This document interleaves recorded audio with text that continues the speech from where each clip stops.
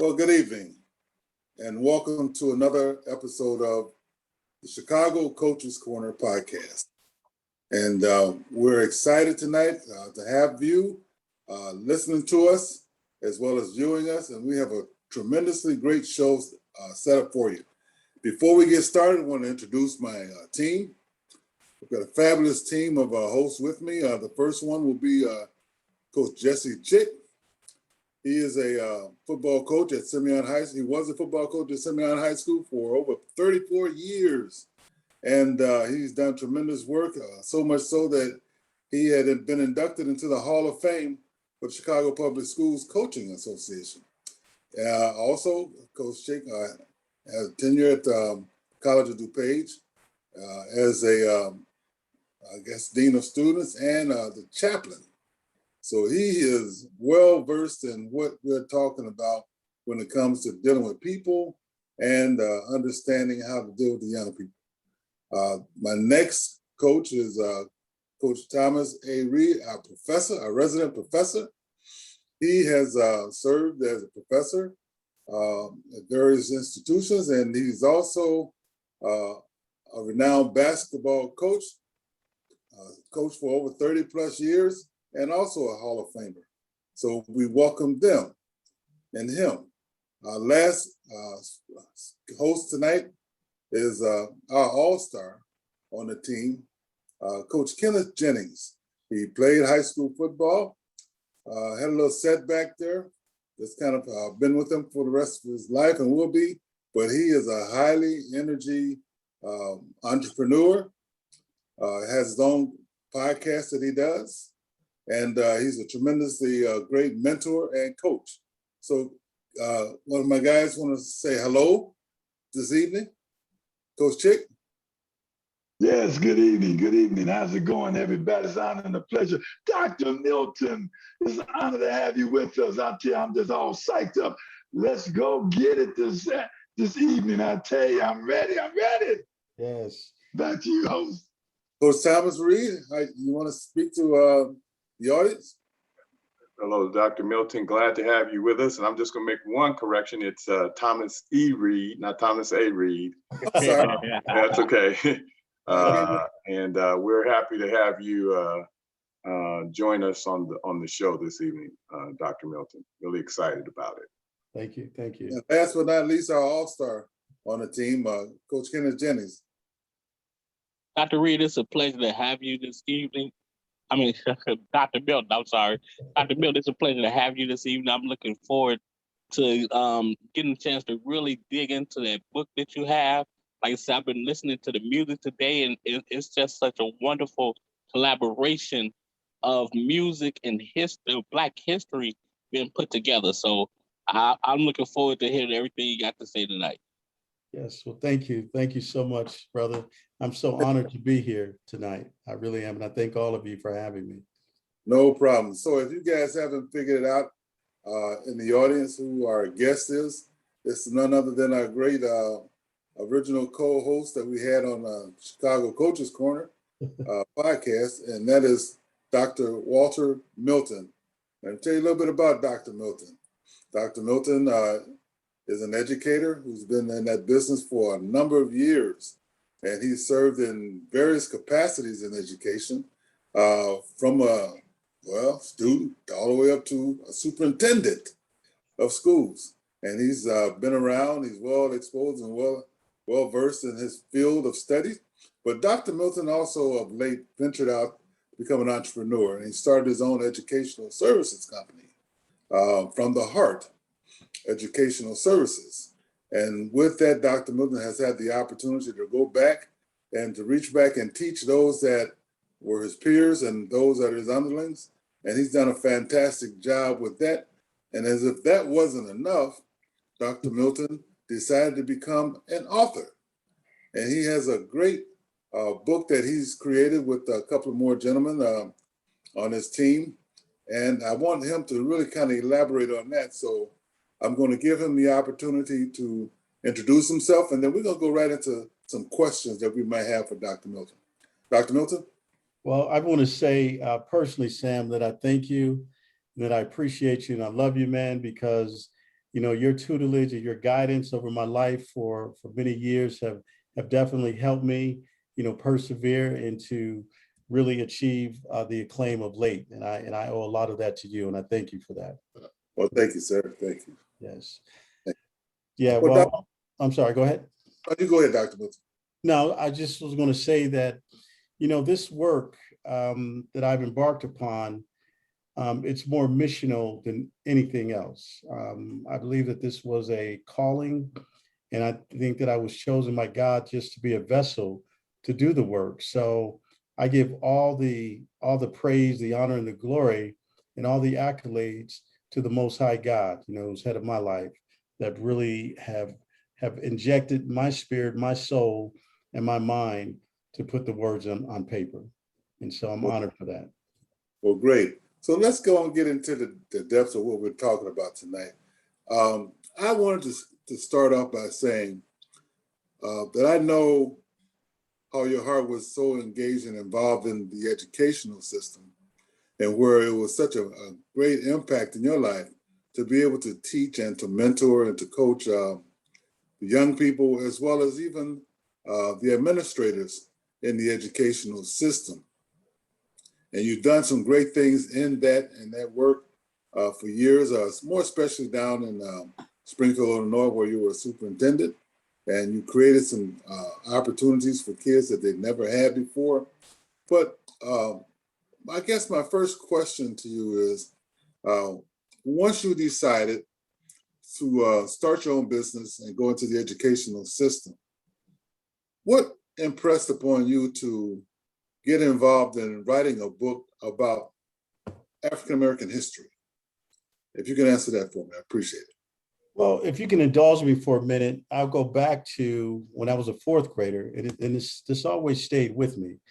My parents have always said that, a lot of our history is even biblical, believe it or not. And so I was really brought up to understand the significance of our culture and our history. But in fourth grade, I had a traumatic experience that really, I believe, that planted the seed for this work. I had a teacher by the name of Miss Laudisi, and she said that we're going to learn Black history tomorrow. We're going to start Black history. So I was excited. I went home, I told my mother that. And to my surprise, when she put on the film projector, the first thing started was a so-called slave master beating an enslaved person, whipping them. And what it did for me, it ushered so much shame and humiliation that I wanted to hide under the table. And it contradicted everything that I had in my young mind about who we were. And for me to be proud of who we were was challenged in that moment. And so I remember going back home, arguing, with my mother and say, you said this, but the teacher said this, we were slaves and this whole thing. And so let me fast forward. So I took that experience that stayed with me all those years. And I thought about the millions and millions and millions of young people that had those same beliefs, that had this lack of clarity as it relates to the impact that not only that we made in this world here as a people, but the impact that we made in terms of building America. And had it not been for us, there would be no America, as quiet as it is kept.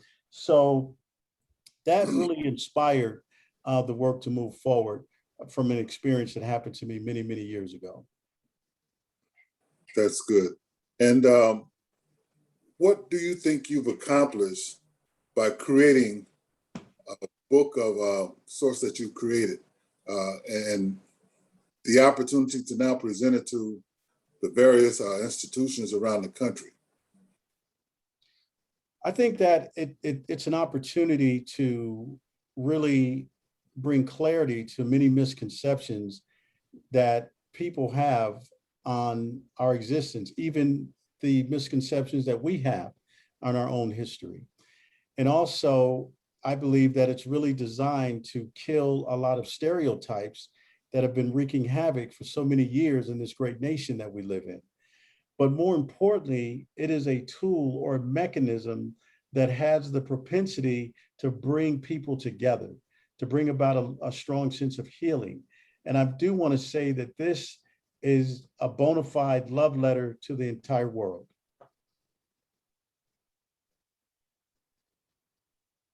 It's great. Very good. Very good.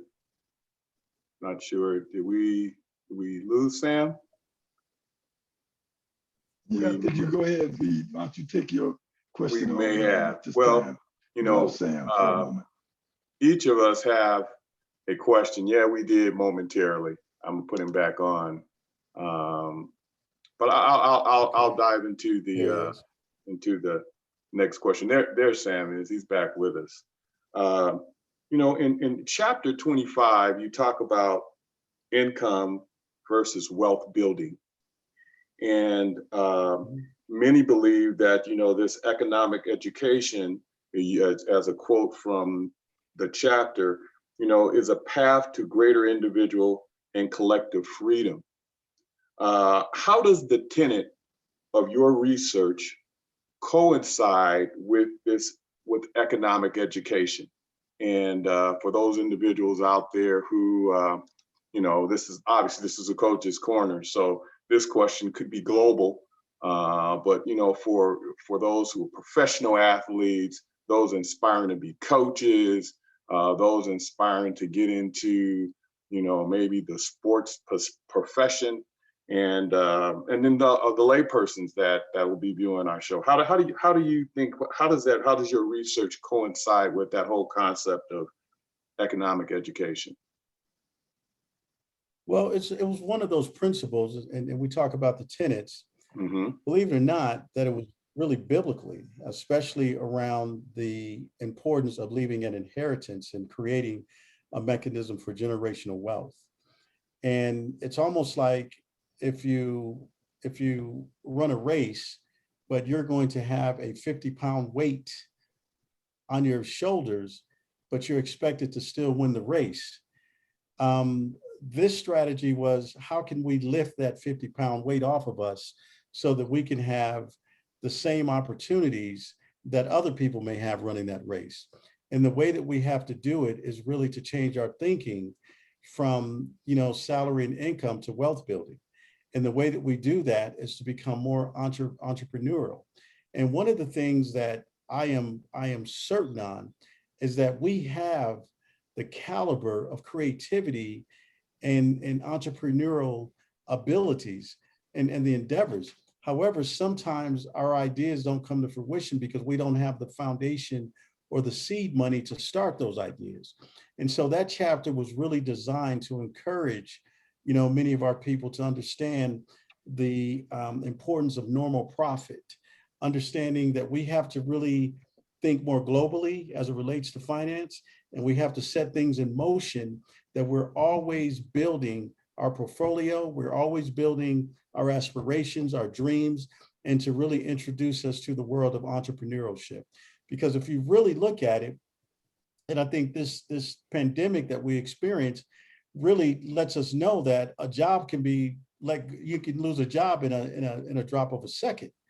But if you have created your own jobs and taken advantage of opportunities when people don't see opportunities, you know, those are ways in which, you know, that we have to create wealth, where we can find a need and fill that need.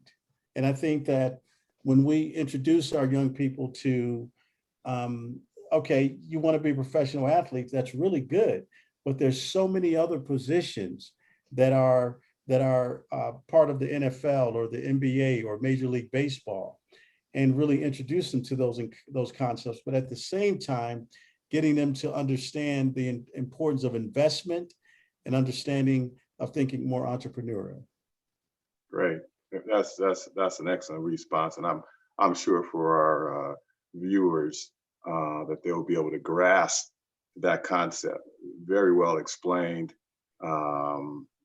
Just outstanding. I was really impressed with that chapter as I started to just go through, you know, the book myself.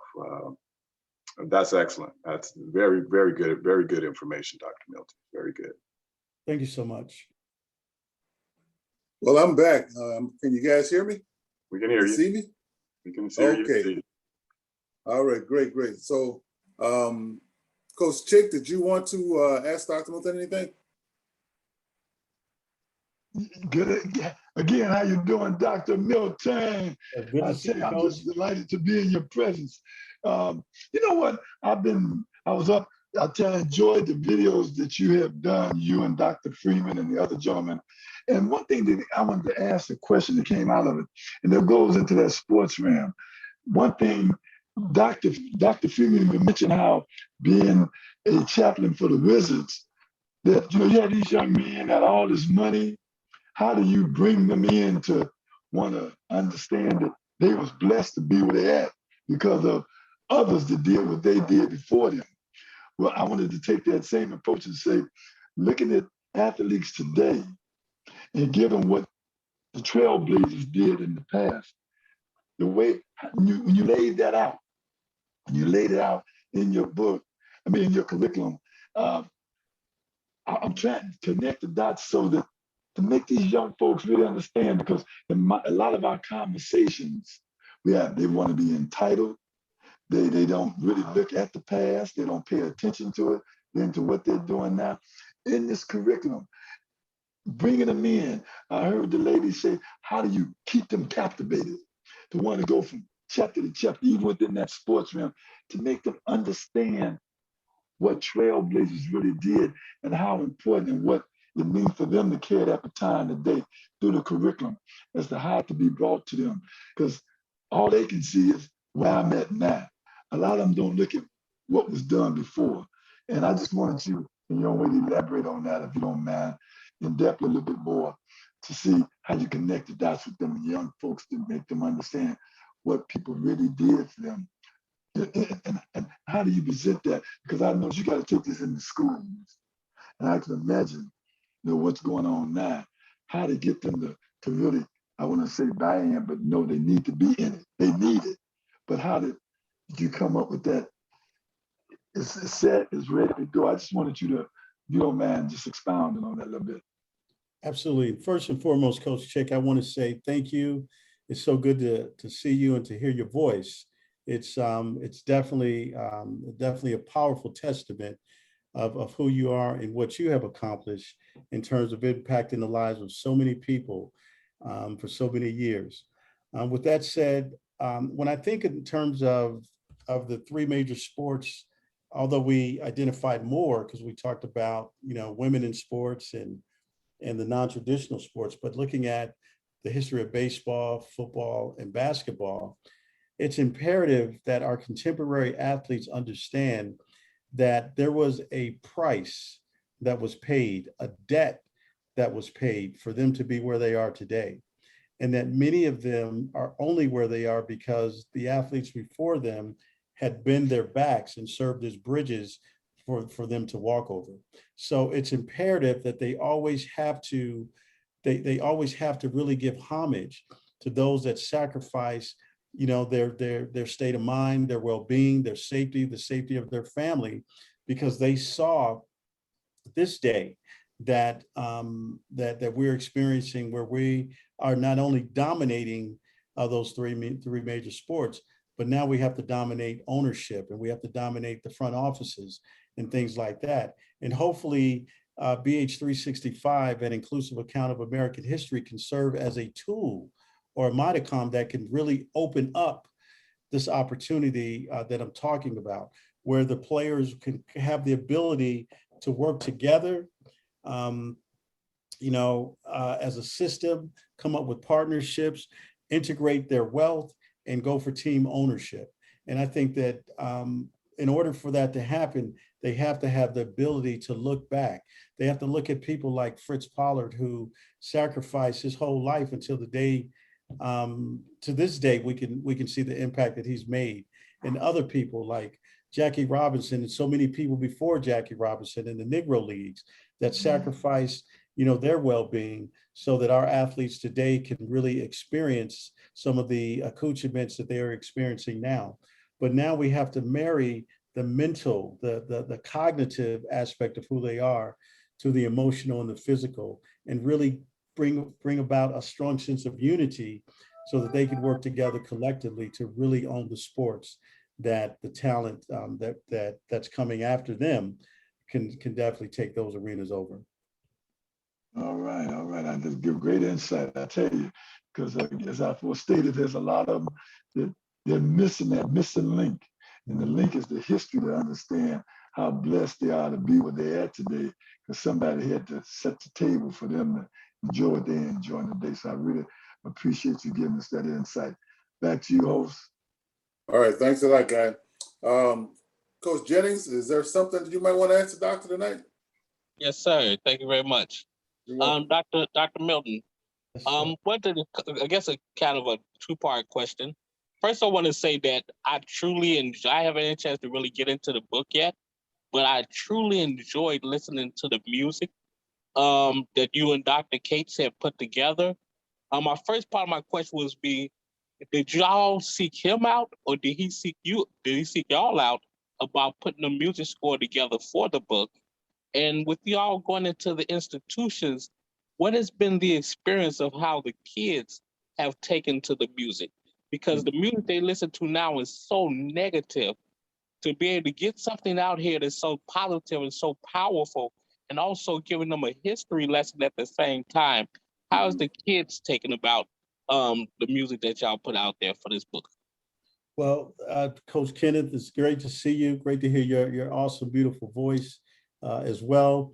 To answer your question, we knew that we had to find a way to hook our young people. I remember years ago, Sam and I used to talk, and I like to write, and he would say that sometimes, some of our people, they need the information, but they don't like to read for whatever reasons. So we wanted to find a way, a mechanism that would engage them so that we can excite them about reading. And one of the things we wanted to do was to have the QR codes in the book so that they can use their phones. And so we have a strong integration of technology in the book. And so what was really critical in this is that we also know that all children, black and white, they like our hip hop music. And so Dr. Freeman had a relationship with Dr. Kevin K.O. Cates. Kevin K.O. Cates performed for Barack Obama.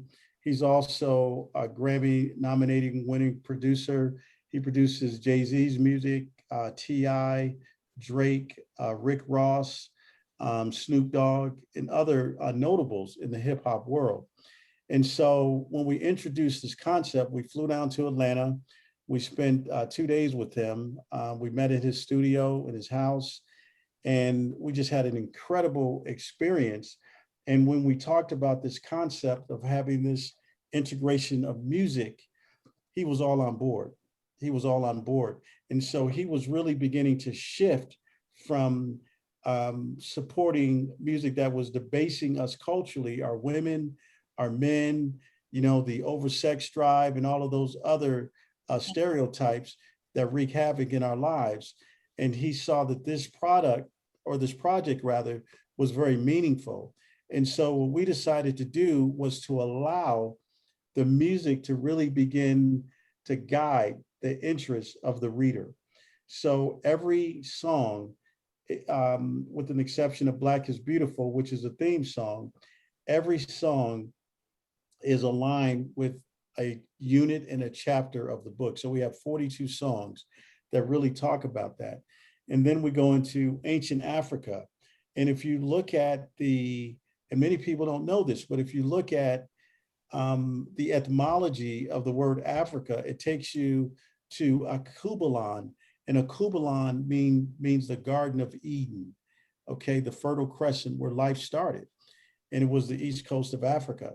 And so what happens there is that, Coach Kenneth, so you have an educational process through the music. So students are learning through the lens of music. And so with the QR codes embedded in that as well, now you have a marriage between the technology world, the music world, and now you excite them about reading. And then if you look at some of the images in the book, Dr. Freeman has been the curator of those images for years, and he was waiting for some project to come along really allow those images to be seen by the world. So now we have the music, we have the QR codes, the technology, we have the images, and now children are excited about reading because they want to learn more. So we wanted to have a multiplicity ways of approaching this concept of around our history. So, and then if you look at the ebook reads to the students who don't like to read. So we break that down. So we wanted to cover all of our bases, so there's no excuses that that people will not absorb this information. Well, thank you so much. And I want to say that at one point in time, I used to have my own record label, and I totally gave it up because of the way the music was going, because I couldn't deal with the negativity.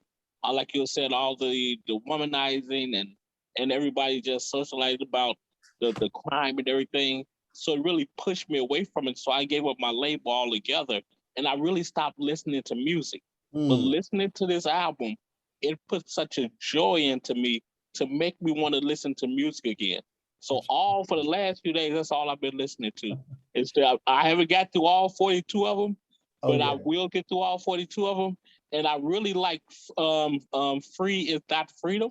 Oh yeah, that is very powerful, because I've been telling people that for years, that we're not free. You know, don't get it misunderstood. That's So right. to really hear that and to understand, I really want to say thank y'all for putting that together, the book, the whole project that y'all have. I'm really looking forward to enjoying it. If there's anything that I could do to help push it forward, I have no problem doing so. Thank you. Absolutely. Well, I can't wait until you're able to lay your eyes on the ebook and Yes. the textbook. And as soon as I get your email address, I'm going to have Vicki Mitchell send you an ebook immediately. And then the textbook will be forthcoming to your home. Okay, thank you so much. I really appreciate it. I look forward to it. I can't wait. I mean, I just got so much joy. I'm excited. It's been a long time since I've been excited about something. So yeah, I'm very excited for this whole project. Thank you. Thank you, brother. Wow, I like that. Dr. Milton, I tell you what, man, you know, I've been so impressed with you throughout the years and how you've been able to handle your business. And even though I know you ran into a lot of obstacles and a lot of hurdles, it didn't make you stop and give up and throw your hands up. But you kept leaning forward and you kept pushing. So I'm just curious. I know that the inference is to really get the young people educated, but what about the people that are our age? How is it affecting them? And have you heard any feedback from them from your project? Yeah, we've heard a smattering of feedback. Many adults who have begun this journey, it has resurrected something in them that was dormant for many years. Many of them felt as though had they had this information, that their lives would have been differently. And it really begins to give them a platform to have a new courageous life, to have a voice, because it's something about a pride that when you find that your ancestors were not only the movers and shakers of different aspects of history, but the movers and shakers of history that goes back to the beginning of time, and that the development of world history, we were at the core of all of that. And they knew that, you know, it's a compliment at one end, but it's not a compliment at the other end. But they knew that the only people that could build America from the foundation, which had to be done, was us. And so, and to find out that, you know, we were more than slaves. We were geniuses. I mean, if you look at many of the inventions, I was ironing my my shirt today, and a person that looks like me invented the iron board. I mean, we have so many inventions that all people rely on, even the spark plug in our car. I mean, it just goes on and on and on. You know, I love the golf tee. You know, we have even hockey. I can just keep going on, and it just really excites and invigorates my soul. And many adults who have embarked upon this journey, they're saying the same thing. I mean, the richness of it. And it's really an educational tool. We call it from kindergarten to gray. So from K to gray, you know, people are learning, and we're getting a a plethora of positive responses. Okay, I like that. Dr. Reed, you got anything else you want to ask?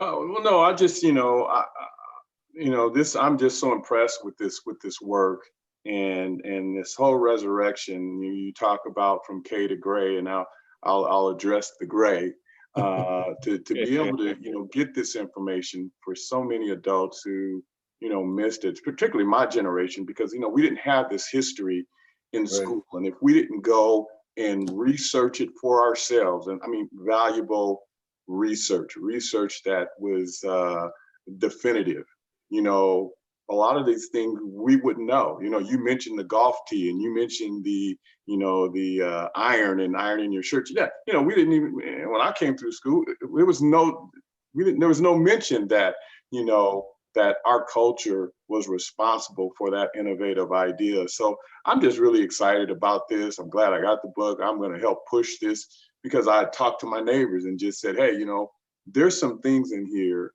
that you will be excited about. And they're young, they're a young couple, and they have young kids. And I'm definitely going to get this to them, so that so we can sit on the porch and just kind of go through this information. And I just commend your work, man. It's exciting. And, kudos to you, Dr. Freeman and Dr. Cates, for, putting this together. Just outstanding work. Just proud that I have a piece of it. Can I walk in there, McNabb? Can I walk back in there with Dr. Milton? Yes, you can. Yeah, I appreciate that, Dr. Milton. Technical situations put me on the side for a minute, but I had to change my uniform and get back into the game. So I'm back again. I understand. I'm here. I ain't going nowhere. I was going. I was just changing clothes. Okay. But look here. In your curriculum, you mentioned there's 4 things that you want a student to walk away with. And when they get into this curriculum, these 4 things I was really grabbing. I wanted you to elaborate on a little bit more. For instance, one of them you mentioned that critical thinking. You want them to really stimulate their critical thinking when they really look at this information. And there were 3 other things that was mentioned. Compassionate listener. Be a compassionate listener. Don't listen with your mouth, listen with your ears, and listen with your heart, so you can really get in. And you mentioned about fact-based response, which with respect, when you respond. And the last one's action-based solutionist. I mean, talk about that, because I think, I see them, but talk to them about it. They need to understand it's not just that look at this material, read it, but what's supposed to get out of it. You mind talking about that a little bit more? Absolutely. When we talk about the critical thinking aspect, we start from the top, that we really want our young people to understand the importance of being critical thinkers and analytical thinkers, because we believe that when you have the ability to think, you have the ability to create your world. And so we wanted them, and all people for that matter, to really be critical thinkers. Also fact-based communicators, people that are relentless in making sure that they're sharing factual information. It's vital. And then when we talk about action-oriented solutionists, we wanted to have people that came up with solutions, because sometimes there's so much rhetoric that goes on that no one is really focusing on the solutions. What can we do? We talk about all the things that are wrong with the world, but what solutions can we develop to make sure that the world is a better place to be? Make sure, even in the midst of all the chaos that's going on around us, what can we do to come up with meaningful solutions that are going to improve the quality of life? And I think I missed one, fact-based solution, thinking, action-oriented solution. I talked about that. I missed one, but those, you said fact-based response, respectful response and stuff. Yeah, solution. Then they had action-based solutionist. Yeah, I missed one. That was number 4. Okay, yeah. I'm gonna go. Yeah, we spoke about critical thinking, compassionate listeners. Yes, that's it. Compassionate listeners. Yeah. So one of the things that happens in communication is that people are not really listening. They're thinking about what they want to say in response to what they think that they're hearing. But helping all people to become compassionate listeners is to really Yes. show a sense of empathy and a sense of, even if I don't understand you, I am sensitive to what you're saying, because everyone has a right to feel. And when we can show compassion and listening to someone, whether we agree with it or not, it really opens up the opportunity to have great dialogue. It Yes. prevents us from starting sentences like but or however or something like that. And it allows us to say, I understand. I'm sensitive to, or you have a right to, or what have you. And what that does, it increases the viability of communication. And I believe that's where healing really starts. So we wanted to make sure that we have those 4 essential components embedded in this work. It was critical.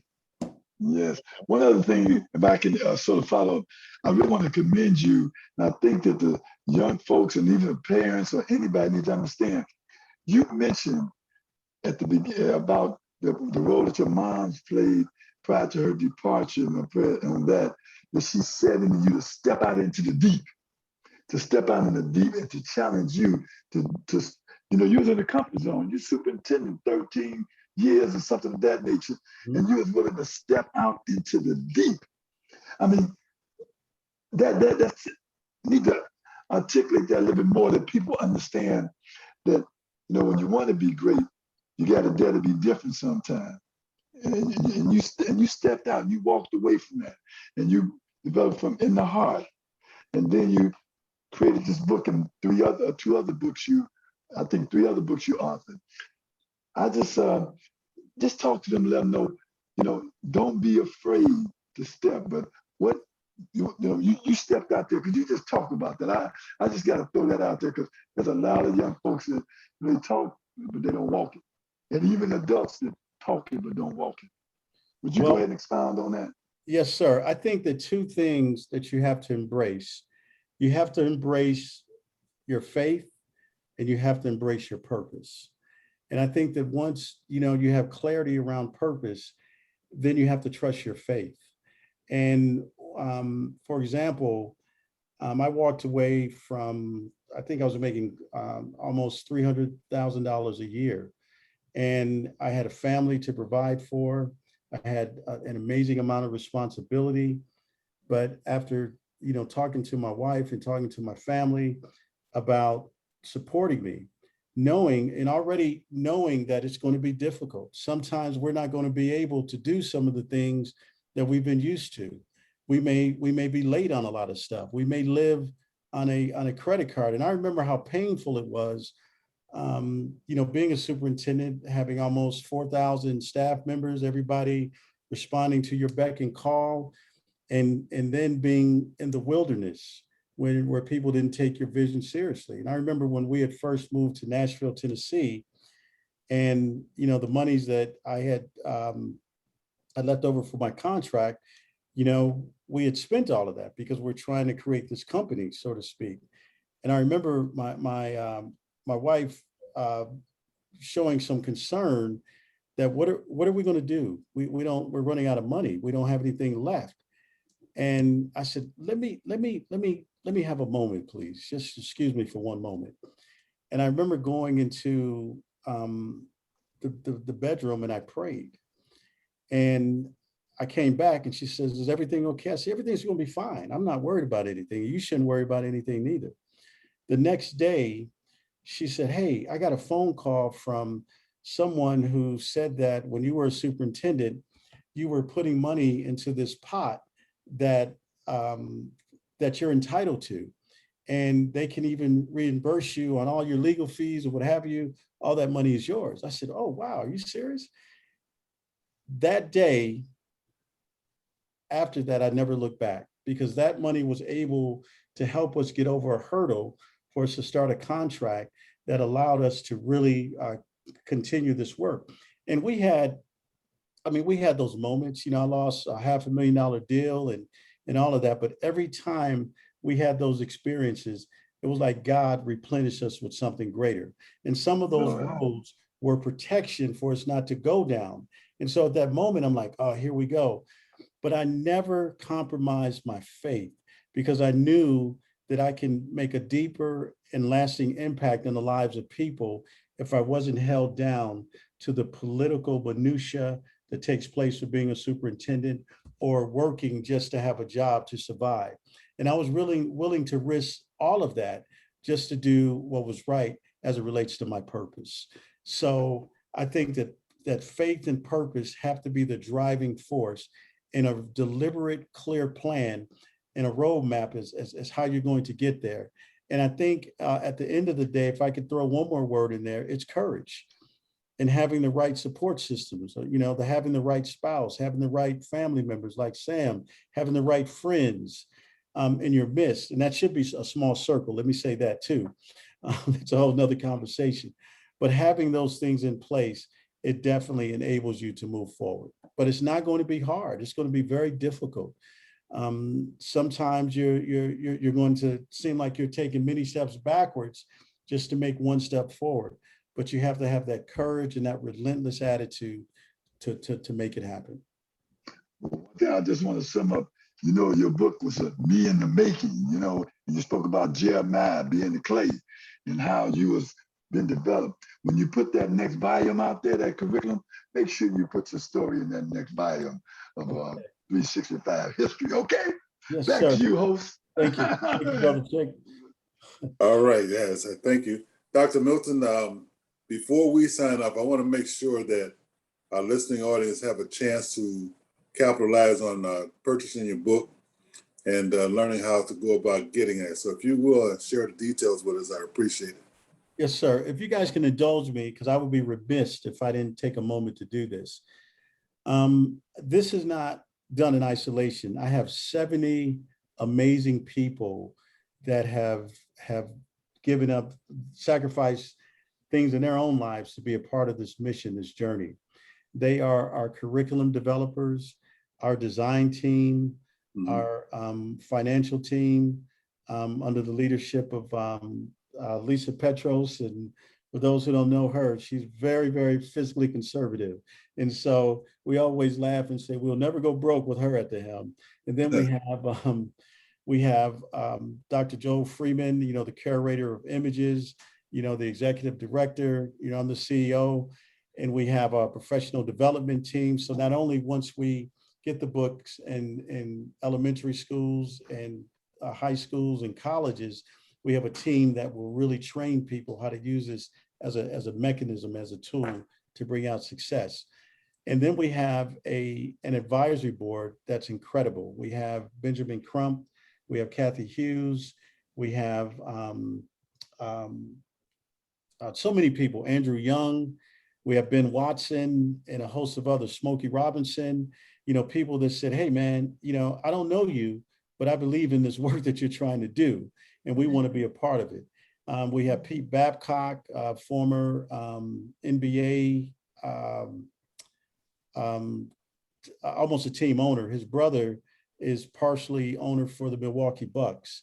So we have so many people that have galvanized, behind this incredible work and said, okay, we really want to make an impact. And Andrew Young, what he did, and I have to give him some kudos, he gave us footage that's worth millions of dollars that he's never shared with anyone. And he said that I want you guys to introduce this footage through your medium, through your books. You can't sell it independently, but you can really use it to the world. And so we have footage behind the civil rights movement that people have never seen before. All the women that were really leading the civil rights movement that never got accolades, how Dr. Martin Luther King, he had an informant right in his midst. His photographer was an informant to the FBI. People don't know those backdrops of those stories. Also, Andrew Young's life work in Africa, the things that he did behind the scenes that no one has ever given him accolades. So we have all of that footage right in the book with the QR codes. So I just wanted to bring that to light. This is more than a book or a textbook. It's a culture. It truly is. And I want to say to you, people, please visit our website. The website is bh365.org. Let me repeat that. B as in black, H as in history, 365.org. We say that our history is 365 days a year, and Black history is nothing but our anniversary. I like that. Really do. I'm glad you finished off with that too, because I was going to ask you what was behind the title of the book, Black History 365. What made y'all come up with that title for this book? Because it could have so many different names. Because, like I said, it's so powerful. But what made y'all do with that title? Well, I remember when I called Joel after I started the project. I called Joel Freeman and I said, "Hey, Joel, I'm working on a project, and I'd like for you to be a part of it with the images. Can you fly to Nashville?" I was living in Nashville at that time. So he came in and we met. And so he started telling me about his experience of being a chaplain for the Washington Wizards and having an opportunity to deal with so many athletes. And they started to ask him, what color was Jesus? What impact did Blacks have in the Old Testament Bible and the New Testament? And he was saying they were all Black. And so he's a Caucasian male. And he would always say that, Black history is all of the things that people have never said about it, but they need to know it. And so I said, okay, well, our history is not, it shouldn't be relegated or subjected to once a month, the shortest month of the year. Our history is 365 days a year and some. And we realized that if anyone else had our history, it would be front page newspaper every day. So we wanted to take advantage of this opportunity to create a tool that will be front page newspaper every day. And so that's why we came up with BH 365, Black History 365. And the subtitle is incredibly important because it neutralizes those things like critical race theory and some of those other things, because it says an inclusive account of American history. That our history is not a standalone history. It's not a secondary history. It is a core history that is intimately woven in the fabric of this country here. Thank you. Well, One more, can I do this? I got to ask this quick question one more time, McNabb. In your book, you mentioned that you were speaking and you said that slavery is just an interruption of who we are. That really resonated. Someone needs to hear about that. Slavery, as I first said again, just an interruption of who we are. Talk about that, because that's interesting. Yeah, so when we go back, that's why we wanted to start off in ancient Africa. And see, ancient Africa, before the geopolitical lines that start naming these countries in Africa, they were kingdoms.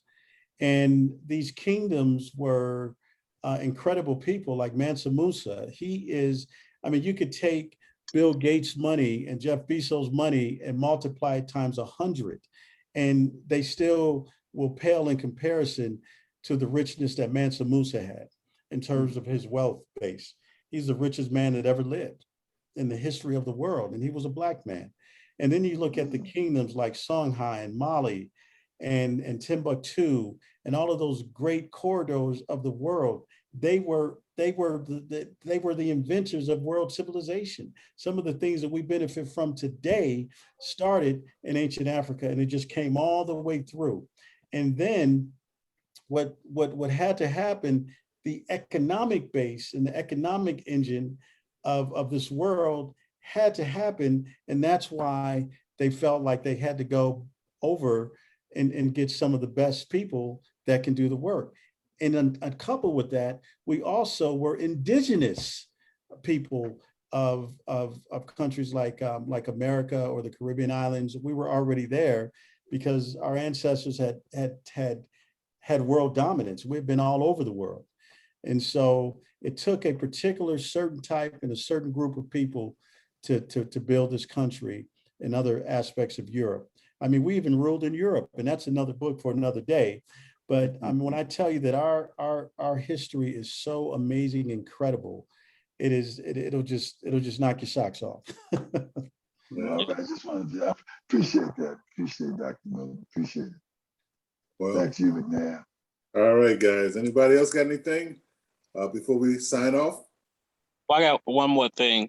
Sure. I was listening to one of the interviews that y'all had, and y'all said it was a young girl on there. And when you're speaking about all the different inventions that we have put out here, it made me think about this interview where a young girl said that she thought white people made air. Yes. And Yes. I mean, I know when you heard that, it had to just literally take your breath away. Like, okay, that's how lost we are on our own history.